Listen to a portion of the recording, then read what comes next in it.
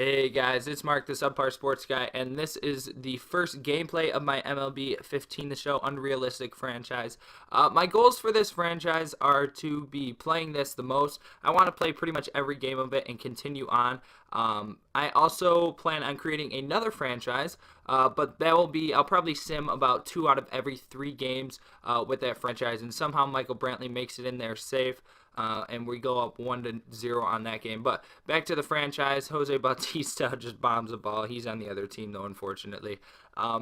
But basically, I want to have 2 franchises going, and then I also plan on getting some games such as Madden and NBA 2K on this channel. So I pretty much want to hit all sports. I'll get some FIFA in there if I can. I'll get some NHL in there if I can, but obviously, I need some time to do stuff other than video games, but I do want to just be playing tons and tons and tons of sports, and who knows, maybe if it gets big enough, I might end up branching out to even more than sports. Maybe I'll go into some shooters and stuff, because pretty much I just like all video games and playing everything, so I want to keep it definitely sports-based. That's the goal for now, but we'll see where it goes from there. So yes, please in the comments leave whether or not what type of franchise you want to see, whether you'd want to see another Road to the Show. I know tons of commentators do Road to the Show, so I kind of wanted to go on a different path and give you guys different stuff by doing a franchise.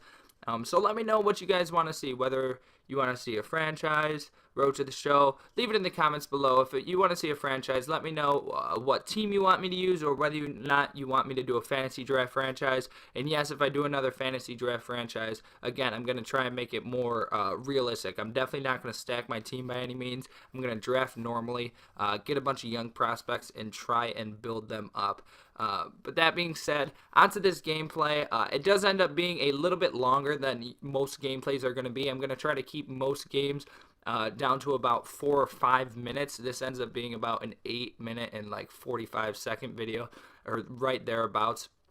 And you'll find out at the end of the video why. I think most of you have a decent idea now of why it took so long. And right there, we're able to get a double steal. It's always nice having fast guys on the base pass, especially when you're playing against the computer. It's quite easy to get steals against them.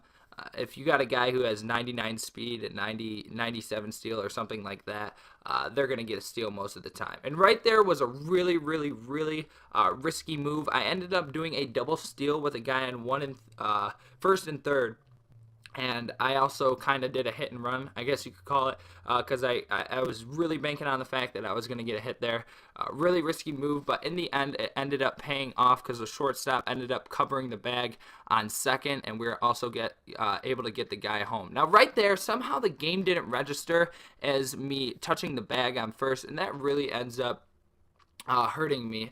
I put in Tyler Matson at the top of the 8th inning for Jose Fernandez, who did a really nice job the whole game, and Tyler just gets absolutely shelled. Right there, he gets beat down the line with a soft dribbler and is able to score both runners home. So we have a tie game now, 3-3, and he still hasn't thrown an out. There's a guy on second and first, and we're just struggling. A 3-3 game that really should not be 3-3, and he walks Mike Trout, which isn't the worst thing, but you put Jose Bautista, who just hit a home run earlier in the game, so you really don't want Jose Bautista up with bases loaded. And right now, D. Gordon somehow is able to get the out. I knew I threw that in the yellow, and really I'm usually very, very, very good about getting that in the green every time.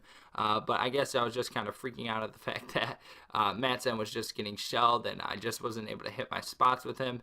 And I considered getting someone in for him, and I definitely had someone warming up in the bullpen, but I didn't expect him to have as bad of an outing as he did. But that being said, we're down 4-3 now in the bottom of the 9th, so we don't have a choice at all. If we want to win this game, we got to get some sort of rally, and getting a little bit of luck right there definitely does not hurt. Getting D. Gordon onto first base with how fast he is, you definitely want to get him on. So we're going to send the steal here and basically take a pitch and hope that Salvador Perez does not get thrown a strike. So D. Gordon again on first base, and we're just going to bank on the fact that Salvador is not going to be thrown a strike. The computer tends to throw a ball on 1 and 2. Usually it's a close sinker, slider, curveball, something like that, something that moves out of the zone, and we're able to get the easy steal there. So right now we're going to do a super risky move. and try and bunt as well as steal to get D over to third. And right there, I shouldn't have done a drag bunt. You see it just absolutely destroyed me. Horrible decision. I took a couple of risks in this game, and that was a risk that just simply did not pay off. So I guess you could chalk that one up to a fail. Really not a good job on my part, but Michael Brantley is able to get a pretty much, I think it was a fastball or two-seamer right down the middle of the plate and puts it right back where it came from, down the middle of the field, and we're able to tie this game 4-4. So in the bottom of the ninth, it's a tie game, and we're not able to score anyone home. So we're just going to the top of the 10th, back to Jose Bautista, and he's able to get the ball through the gap in between the third baseman and shortstop. And we have a man on first in the top of the 10th, so it's not looking too good for Matt Zen still. He's still struggling quite a bit. He does have 2 outs right now, but 2-2 count, ends up throwing a ball. I think I forgot who this is up. It's not David Wright, but he ends up walking him nonetheless. And now we have a guy on first and second with a 3-1 count. We're going to hit the spot on the meter. I don't even know what you call that, but we walked David Wright. So I kept saying Tyler Matzon. I completely apologize. That's my fault. It's Tyler Matzik. I could be pronouncing that wrong, but it definitely does not end in an N. It ends in a K. Regardless, he got shelled this game. So we're going to put in our closer. I know that sounds a little weird, but he was the guy warming up because we just were expecting to get a save with the closer. And Matzik was only supposed to pitch for an inning or so. So he just ended up having a horrible outing. But anyways, able to get the pretty easy out there.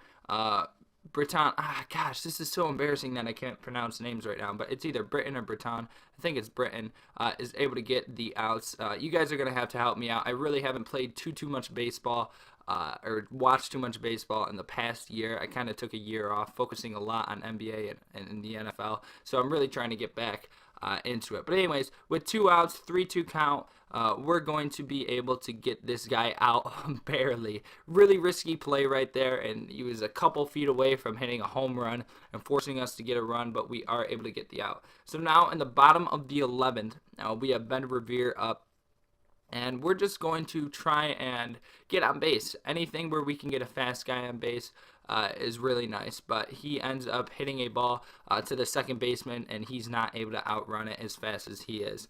I think he's got like 84 speed or something like that. But right here, Salvador Perez, we're kind of expecting a slider. We're just doing normal swings just to try and get him on base. And right there, it's going back, and I assume that it's going to be a double, but it ends up carrying. And Salvador Perez is able to get the walk-off homer to begin the season. So to start our 2015 franchise, Salvador Perez ends up hitting a walk-off home run, and the team is absolutely loving it. I did not expect a home run out of him at all. He's known more for being a contact hitter, especially as a catcher, but he ends up hitting the walk-off, and I'm definitely not going to complain about it.